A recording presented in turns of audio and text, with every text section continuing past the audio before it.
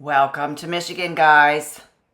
In like a lion, out like a lamb. We are still in April, so you never know what you're going to get. So this is what we woke up to. Isn't it pretty? It only lasts for a day or two this time of year, so we're just going to enjoy it, and we're going to get right back out into the garden. Happy Saturday, everybody. It's been a slow week here in Michigan, zone 6. We've had a lot of cold weather. Our nights were in the 20s, but everything did pretty well out here in the garden that we direct sowed. And it's a beautiful Saturday morning.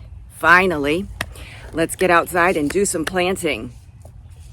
I've got some new varieties of red leaf lettuce that I'm going to try this year. I'm going to put one right up in these 55-gallon plastic food grade barrel buckets. I've got a new variety called Red Fire. It's a green leaf with a red tip. And I got another one called Red Sails. And this is almost like a dark, deep burgundy. So we're going to seed this bucket, and then I'm going to take you around and show you a few more things. How we did over the last week with the cold weather. We had snow, we had rain, we had ice rain.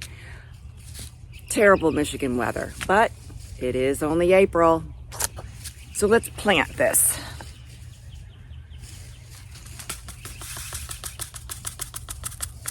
I'm going to do about 3 in each hole.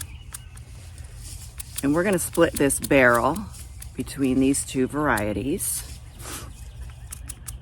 I'll do about 4 of each. All right, so that's the Red Sails. And let's try this Red Fire. We eat a lot of salads here almost every single night. If I don't make salad, Mr. Bill gets really upset. So let's try to get into this package.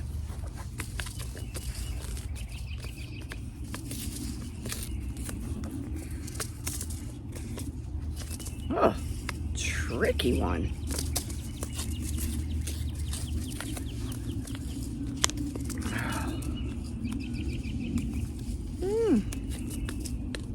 Are you kidding me?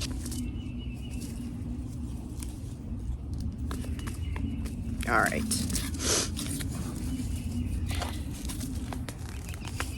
There we go. All right. 1, 2, 3, 4. So I want 1, 2, 3, 4. Let's go 1, 2, 3, 4. And again, I'm only going to put 2 to 3 in each hole. Maybe a little more. All right. Just going to lightly cover those up. They don't need to be covered deep. If you cover them up too deep, because they're such tiny little seeds, they're not going to come up. All right.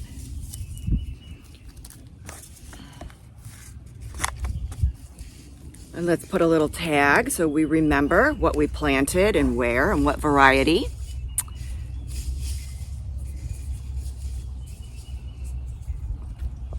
All right. So we're going to do Red Sails there. And we've got the Red Fire.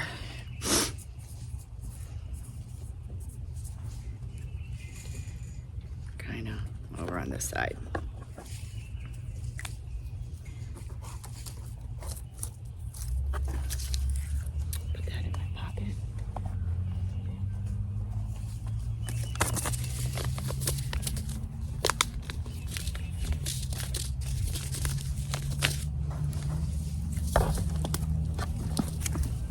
All done. So now let's just wait a few days. These should start popping up fairly quickly. We're going to be in the high 40s all week, low 30s. So that's perfect for popping in your lettuce, direct sow right into the ground. If it gets too cold and I think they need a frost cover, I've got plenty. We'll pop them on. I've got clear umbrellas. We can make a little greenhouse. And let's see what else we can get into. I got some peas. I want to get down some sweet sugar snap peas. So we're going to get those in the ground. Stay tuned. I'll take you with me. I went ahead and just popped on this umbrella. It's a clear kids umbrella. I got them off of Amazon. They make great little greenhouses for when you're starting things outside and it's still a little cool. It's a great little tip. It's worked good for me. Try it. It might work well for you. And it's such a nice day out that I let the chickens out of their chicken run. Even though they've got a really big run, it's 40 by 20. We use these dog kennel panels. They're 10 by 6. We link them all together. We've got them protected from above. Got to protect them from the hawks. We even got lots of owls here. But I want them to get out in this new section that we put on where we're putting a little new orchard in here. I've got a couple fruit trees that we're going to get out here later today. But I want them to really go at this grass, at this new section. We put an extra 10 feet all along here and connected it to the chicken coop. So they're actually having a ball out here.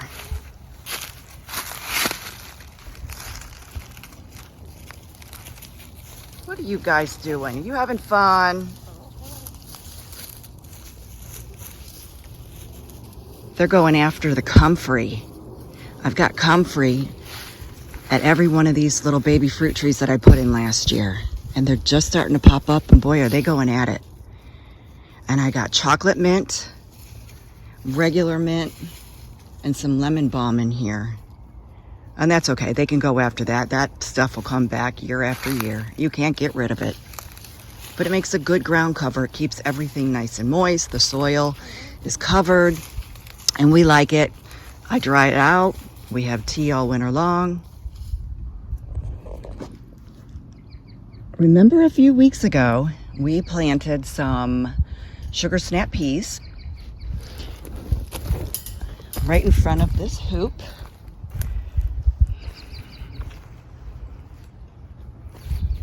On both ends. And I just want to check to see what they're doing. Can you see what they're doing?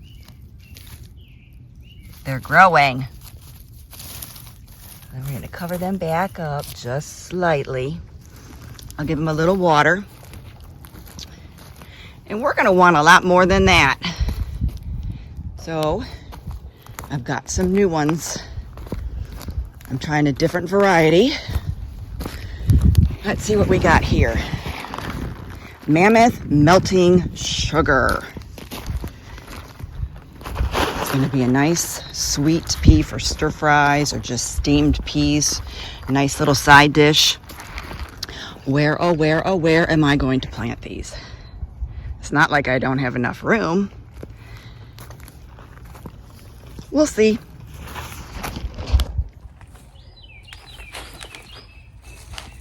I've decided I'm going to put the sugar snap peas on this side of this cattle panel. I'm not going to be using this until, well, maybe second week in June, before it's warm enough to put out the warm season crops, like my squash, pickles, things like that, cucumbers. All my winter squashes I like to grow up. Gives me much more space for the ground, so I can do more things like broccoli and kohlrabi and cabbage, all things that really aren't going to be a climber. So I'm going to pull back this mulch and we're going to drop these seeds in. Stay right there.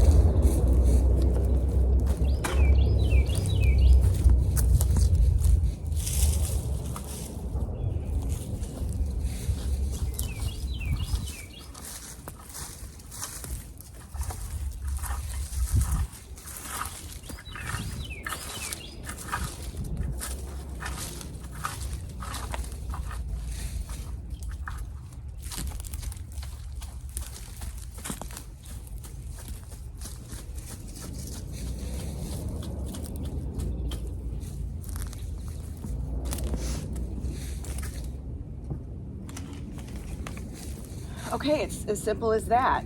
You don't want to go too deep. You don't want to cover them up too deep. So I'm going to go ahead and put them in here pretty heavy. I like to put in my pea seeds to where I have a wall. I want enough to eat, enough to give away to friends and family, and I want to be able to preserve some of these too. I do like to freeze these, take them out of the freezer when I'm making a stir fry, pop them right in the pan. So here we go. Let's get these down.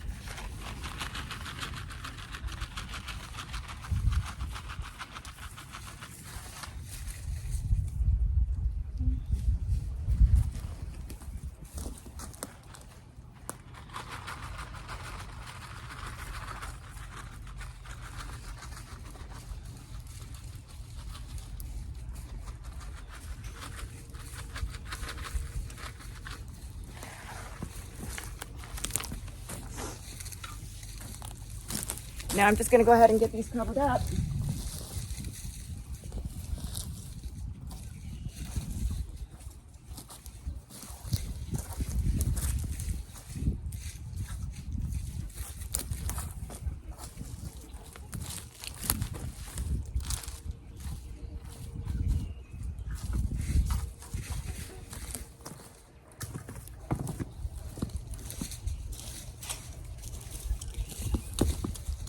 I'm just going to water them down just a little bit. We're calling for rain tomorrow, so I'm not going to water heavy. I'm just going to give it a light spray. Pea seeds will rot out if they get too much water, so just a little sprinkle.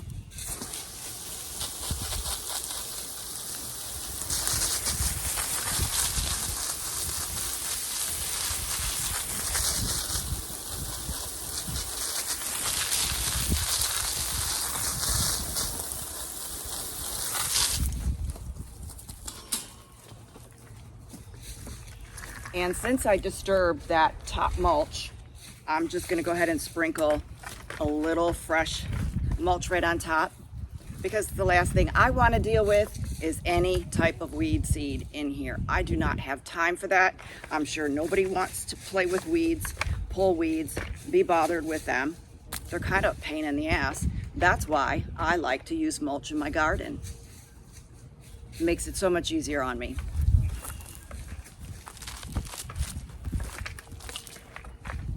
And not a lot, just a little bit.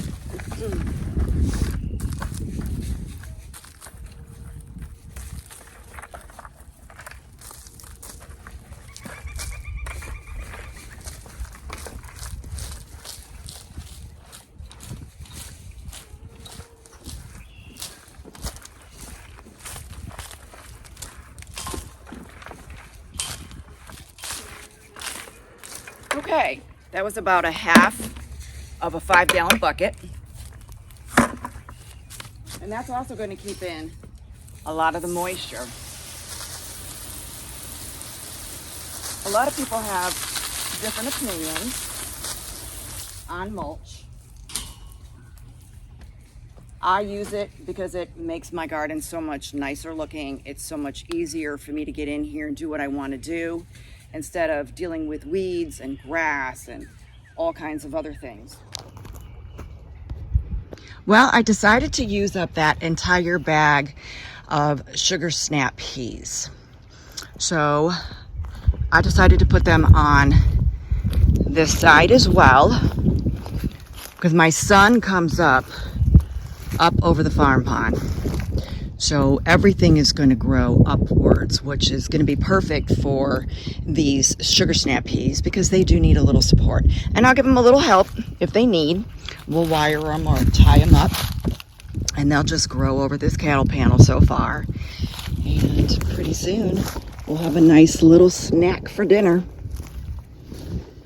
People have been asking me why I put my barrels underneath my cattle panels. Well, there is a madness to my method, but I have others. These are the new ones we just picked up. And I got 2 more at this end. And I plugged in those Chicago figs. I'm gonna try 2 in these barrels, 1 in each. See how they do, see how they overwinter. Then I'm gonna put some in that new orchard as well that we've got over here, where the chickens are just having so much fun. So let's get back to why I put some barrels underneath the cattle panel. People will say, well, you're not gonna get any sun. Well, that's the purpose of the barrels. What I'm planting in here, I want to be shaded come June, July, August, because they're cold crop stuff. Some stuff can take the heat, but once this is full of spaghetti squash or delicata squash, cucumbers, beans, it's going to get great coverage. It's going to protect these guys. And I succession sow all summer long. I'll probably do 2 or 3 rounds of broccoli rabe between me, the chickens, my neighbors, my friends. Spinach, not so much. 1 round, and then I'll do another round come fall. But mustard greens, I keep going as long as I can all year. So these are going to get some great shade, and it's going to help keep them cool, as well as my lettuces. I tend to start putting in hot varieties that can take the heat. And that's my madness. Try it. It may work for you. I've been gardening for over 35 years. So trial and error is what works for me. If something doesn't work this year, try it again next year. Just like spinach. I have the worst luck with spinach seeds, but I tried this seed tape from Haas Tools, and look at that. We've got spinach. So if something doesn't work one year, don't give up. Keep trying.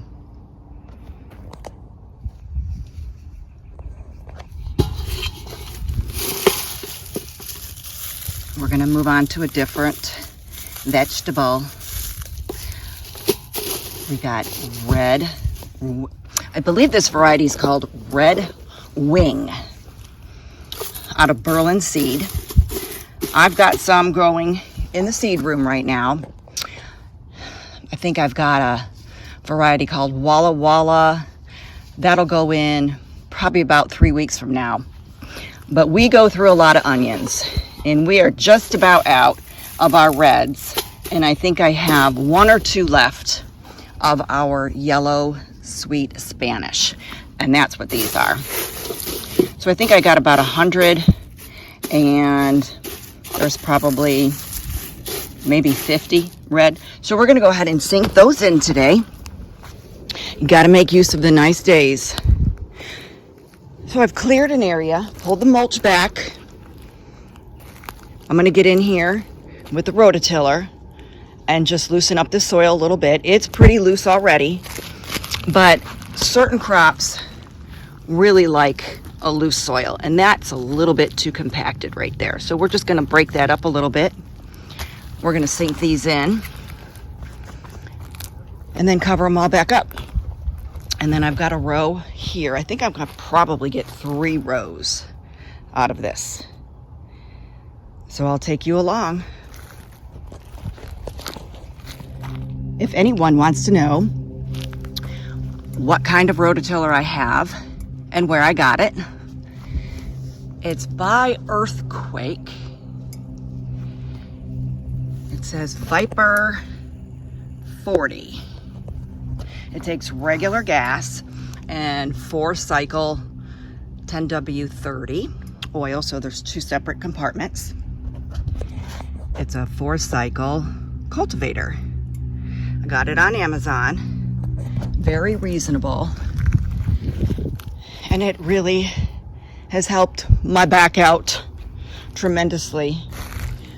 I got it last year, and my back has never felt so good after a spring season getting everything in the ground. I'm getting too old for a shovel and a rake. So we got ourselves a little bit of help. There's nothing wrong with that. Now let's get planting. Let's take a minute before I sink these in the ground and talk about rows. Might not be the right way, but nothing's ever the wrong way. I look at it as trial and error. So I want my onions to be a good bulb size. So I take my middle finger and my thumb, spread them apart, put an indentation, put my first row right in the middle. Then I'm going to leave about 1 inch and do the same thing and continue on along. And it looks like I'm going to get 5. So here we go. That's my method. And again, nothing is ever a wrong way. It's my way. First row's in. So I suppose you're going to ask, well, how deep should I plant them? What I do is just stick my finger right in, up to my first line on my finger, pop it in, cover it up. Then we're going to mulch this. Onions don't like to go too deep. You want that bulb to produce on top of the soil. So not too deep, just kind of keep that in mind. I'm going to go ahead and get the rest of this whole row done. And then we'll go ahead and start on the yellow sweet Spanish ones. Red wing onions are in. We went 5 rows. That gave us 60. So I think I only had about 30 or 40 last year. So we upped that number a little bit so that we could stretch our harvest and not have to buy anything from the grocery store. Anything I can grow myself is much better for me. I don't like chemicals. I don't like GMO. So if I can grow it healthy right here in my own dirt, that's the best. Now let's start on the yellow. Okay, I got in some of the yellow Spanish sweet onions. I got 65. We got plenty more to go. Probably at least another 50, if not more.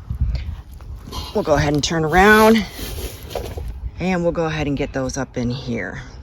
I don't think we're gonna need all this space, but that's okay. We'll use what we need. Well, we got them all in. I got another 50. I got 7 rows, 7 wide, 7 deep. So we've got almost 50 here. They're all good to go. I'm gonna water them in a little bit. Not gonna hit them with any fertilizer. Not for about 2-3 weeks. Get them some mulch. Water them down and let them go. Then in a couple weeks, we'll start to feed them heavy nitrogen, and I'll take you along with that when that time comes.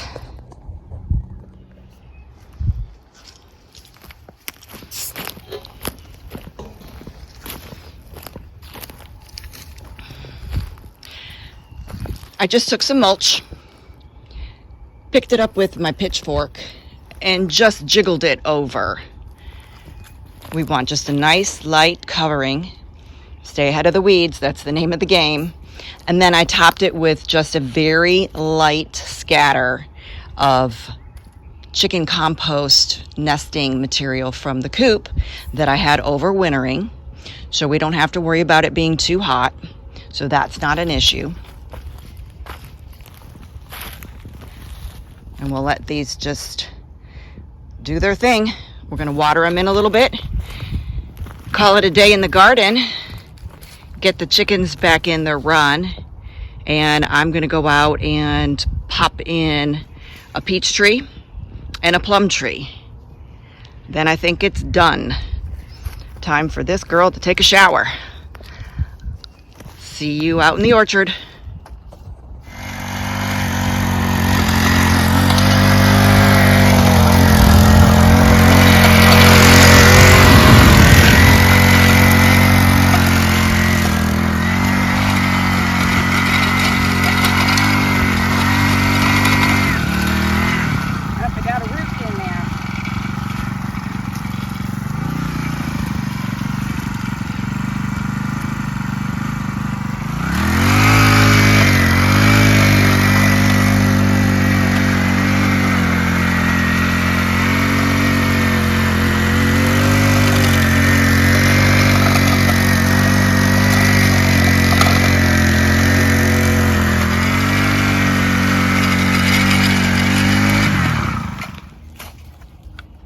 I can.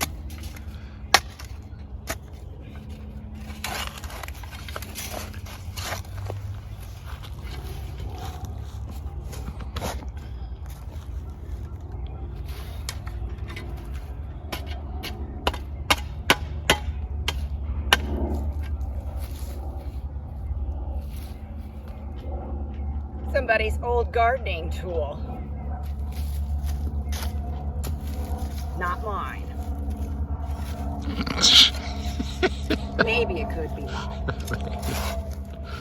I'm betting on the second one. Well, guys, if you're watching this, this is how you get a hole dug the smart way. Is this how you turn a city girl into a farm girl? Yep. No city chicks around here.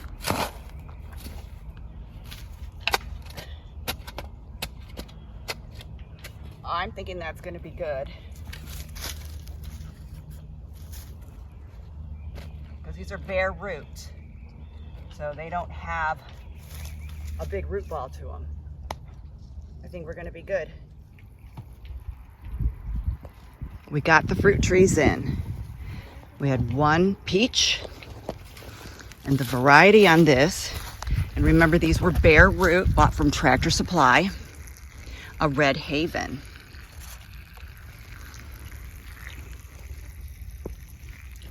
Got some nice compost from the chickens, some chicken bedding, and we'll fertilize these up tomorrow. But we're giving them a good drink of water. And what I do is just take a 5-gallon bucket of water, pop in a hole 1/8 inch with a drill bit, fill her up, and let her go. And over here, the same thing. This is a plum, a blue damson. We're gonna give that a whirl. And she's being watered in too. Finished for the day.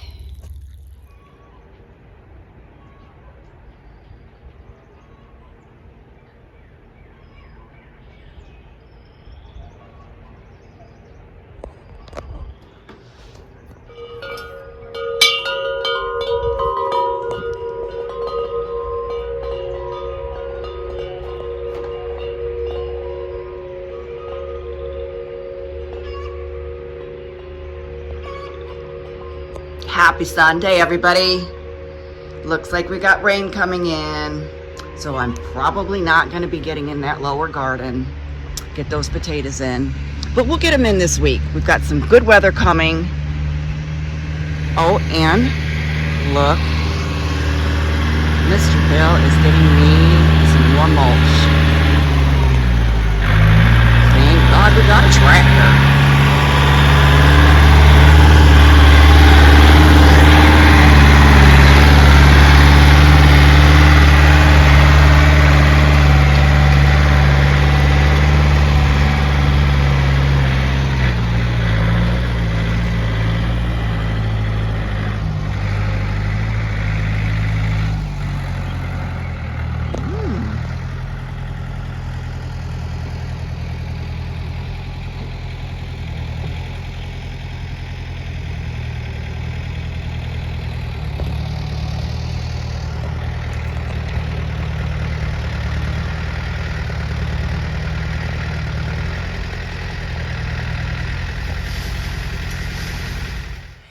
Bill's got the lawn tractor out. He's going to clean up the lower orchard garden. He's going to get all those leaves all mulched out, make me a big pile because we've got the potatoes going in, and we're going to use that as good covering. And he's also mulched in the blackberries for us. That's going to keep everything nice and cool and moist, keep those roots well hydrated. And he's also going to go ahead and get me lots of mulch along the back side of the orchard down there where we've got the grapevines at. You've got to use all of the material that you have that nature gives us. It's just nutrients. It breaks down. It's great coverage. It helps keep the moisture in the ground, keep everything cool, and keeps the weeds away. And we love that around here. Hey, what's going on, everyone? Well, the juicer's going, so you know it's Sunday. It's food prep day in the kitchen. We're doing a little extra too today because we are bartering. I've got the eggs, juicer, garden, good things to barter with. The bread lady, she makes the best sourdough bread, and she's coming. So we've got her eggs ready. So she's gonna be happy about that. And I've started her a probiotic pineapple fizz. So I'm gonna start teaching her how to do that. When she comes a little bit later, we'll show you how it works. Find yourself a group and start doing some bartering.